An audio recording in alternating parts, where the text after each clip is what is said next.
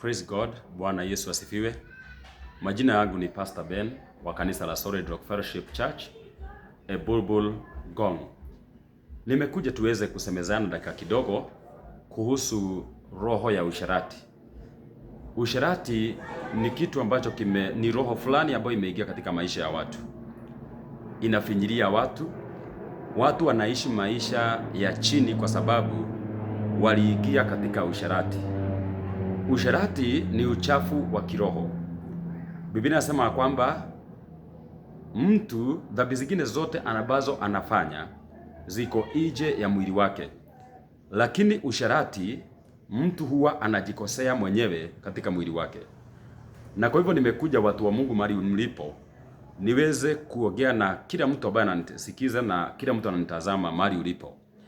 Kuna hatari ya usherati. Nataka kuongea vitu kadhaa ambazo huwa zinaleta shida katika maisha ya mtu na vitu ambazo mtu hupoteza wakati ambapo ameingia katika usherati. Lakini kabla nitaje hizo vitu, nataka kwanza tuangalie katika kitabu cha Wathesalonike wa kwanza, 1 Thessalonians chapter 4, na kuanzia mstari wake wa pili. Inasema, kwa kuwa mnajua ni maagizo gani tuliyowapa kwa Bwana Yesu, maana haya ndiyo mapenzi ya Mungu, kutakaswa kwenu, muepukane na usherati. Kila mmoja wenu ajue kuweza mwili wake katika utakatifu na heshima, si katika hali ya tamaa mbaya kama mataifa wasiomjua Mungu. Kwa hivyo jambo la kwanza, maandiko inasema ya kwamba ni mapenzi ya Mungu tuweze kujiepusha na usherati. It is God's will to abstain from sexual immorality.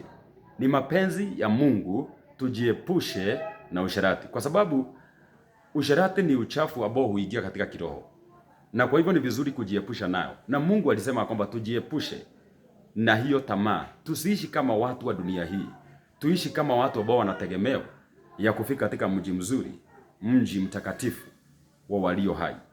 Kwa hivyo siku ya leo nataka uendelee kusikiza na Mungu wa mbinguni atakubariki.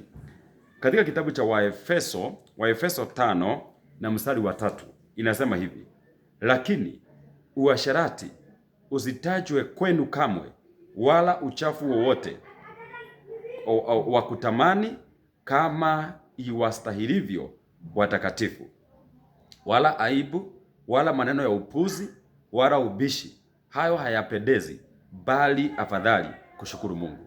So Bible inasema, inakataza mpaka usherati kutajwa miongoni mwetu. Kuna watu ambao katika maisha yao hawezi kaa bila kuongea maneno ya usherati katika vinywa vyao. Kuongea kuna nguvu.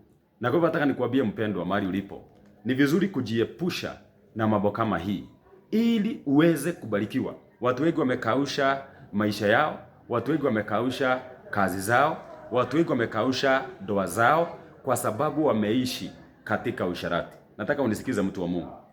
Mfalme mmoja akawa anashauriwa na mama yake, mfalme ambaye anaitwa Mfalme Lamueli. Katika kitabu cha Mithali 31 kuanzia mstari wa kwanza inasema hivi: maneno ya Mfalme Lamueli, mausio aliyofundishwa na mama yake. Mstari wa pili: ni nini mwanangu? Tena ni nini mwana wa tumbo langu? Tena ni nini mwana wa nadhiri zangu? Akapewa mashauri ya kwanza. Mstari wa 3 akaambiwa hivi: usiwape wanawake nguvu zako. Nguvu huwa zinachukuliwa, nguvu huwa zinaenda, na wakati ambapo nguvu zimeenda, utaishi maisha ambao si mazuri. Nguvu itapotea ya kimwili, ya kiafya, ya kibiashara, ya maisha yote ambayo unafaa kufanya katika dunia hii. Na kwa hivyo utajikuta kuna mambo ambayo haifanyiki kwa sababu wewe mwenyewe ulijiroga na matendo yako. Bible inasema kwamba usiwape wanawake nguvu zako, wala moyo wako usiwape wale wawaharibuo wafalme. Kwa hivyo kuna mambo ambayo huwa inaharibu wafalme, na jambo la kwanza ni wanawake. Jambo la pili ni pombe, ulevi. Kwa hivyo nataka nikwambie mtu wa Mungu mahali ulipo, ya kwamba jambo hili ambalo limetajwa linaharibu wafalme. Kumbuka kwamba Bible inasema katika 1 Peter chapter 2 verse 9 inasema, we are chosen generation, we are loyal priesthood. Sisi ni uzao wa kifalme. Na kwa hivyo nataka uelewe, mtu wa Mungu, Ukiwa mzao wa kifalme, wewe ambao umeamini, ni vizuri kujiepusha na mambo kama hii. Maana ukijiepusha na mambo kama hii, utaweza kubarikiwa na utaweza kuinuliwa katika jina la Yesu Kristo, mwana wa Mungu aliye hai. Wacha nitaje mambo kadhaa ambao mtu unapoteza katika usherati.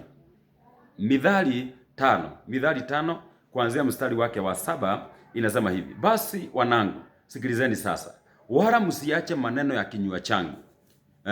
Wala msiache maneno ya kinywa changu. Mstari wa 8, itenge njia yako bali naye, wala usiukaribie mlango wa nyumba yake.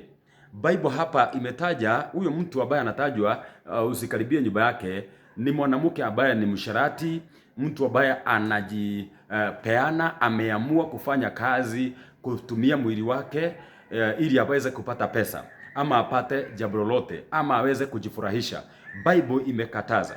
Kuna vitu ambazo mtu huwa anapoteza wakati ambapo ameingia katika usharati. Sikiza mtu wa Mungu mahali ulipo.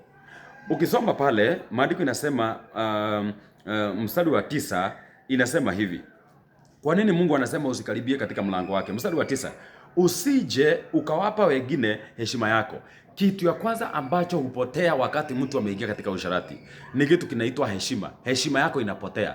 Ndio sababu unakuta watu wengi wanakosa kuheshimika. Unaweza kuwa wewe ni mtu mkubwa lakini hauheshimiki. Unaweza kuwa wewe ni tajiri, hauheshimiki. Unaweza kuwa katika familia yenu, hauheshimiki kwa sababu uliingia katika usharati. Jambo la kwanza mtu hupoteza wakati anaingia katika usharati ni kitu kinaitwa kitu ya kwanza unapoteza ni heshima.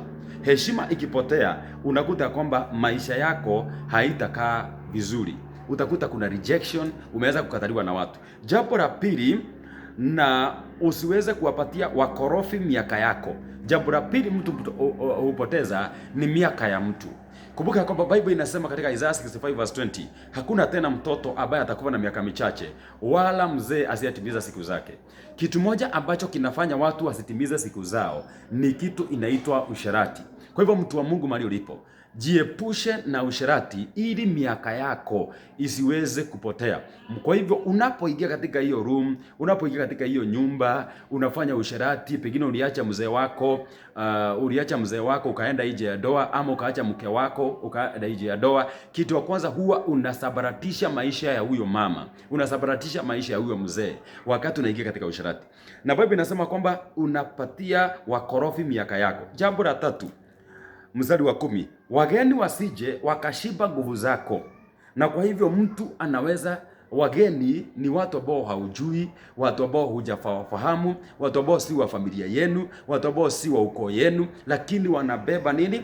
Wanashiba nguvu zako. Nguvu zako ni wakati unafanya kazi nyingi, lakini ni mtu mwingine anatajirika.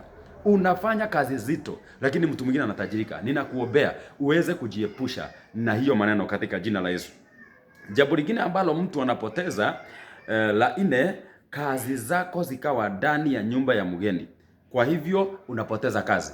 Watu wengi wamepoteza kazi, wanajiuliza, kwa nini nilifutwa kazi na sijaipata ingine? Kwa nini nilifutwa kazi na sijapata kazi ingine? Ni kwa sababu wewe uliingia katika usherati. Ukiingia kwa usherati unapoteza kazi zako. That's why unaona katika generation hii watu wengi wanalia kazi. Kazi ni nyingi. Unaweza jiajiri, unaweza ajiriwa, kazi nyingi, lakini unakuta usherati unakuja unapumbaza macho yako ya kiroho. Unakosa kuona mbele, unakosa kuona maisha yako ya baadaye, unakosa kuwa na new ideas, unakosa kuwa na maisha mazuri. Na kwa hivyo ninakuombea siku ya leo, wacha Mungu wa mbinguni akupe neema ya kujiepusha na usherati. Alafu Biblia inasema jambo lingine ni kwamba nawe ukazioboreza. Hiyo ni jambo la 5. Ukazioboreza siku zako za mwisho, nyama zako za mwili wako utakapoangamia. Kwa hivyo jambo la mwisho, ile kitu mtu hupoteza ya mwisho ni mwili wako. Afya yako inaondoka, afya yako inaharibika, na afya yako inakupeleka katika kilio. Ninakuombea kwa jina la Yesu Kristo, wewe ambao unanisikiza, usikae katika usherati. Toka hapo, mjue Mungu, kaa katika kanisa inayofundisha neno la Mungu na utapata kubarikiwa katika jina la Yesu. Mungu akubariki sana. Majina yangu ni Pastor Ben wa kanisa ya Solid Rock Fellowship hapa Ebulbul Gong. Ninakukaribisha siku ya Jumapili, kila siku ya Jumapili utaweza kubarikiwa. Kwa hivyo Mungu akubariki, Mungu akuinue na akupe neema isiyo ya kawaida katika jina la Yesu Kristo. Mungu wa mbinguni nakushukuru kwa sababu ya watu hawa. Kila mtu ambaye amenitazama na amesikia neno hii, naomba umpe roho ya kubadilika na ili akaweza kuishi miaka yake vizuri. Kwa jina la Yesu Kristo naomba na hata kuamini. Amen. God bless you. Mungu akubariki in Jesus name.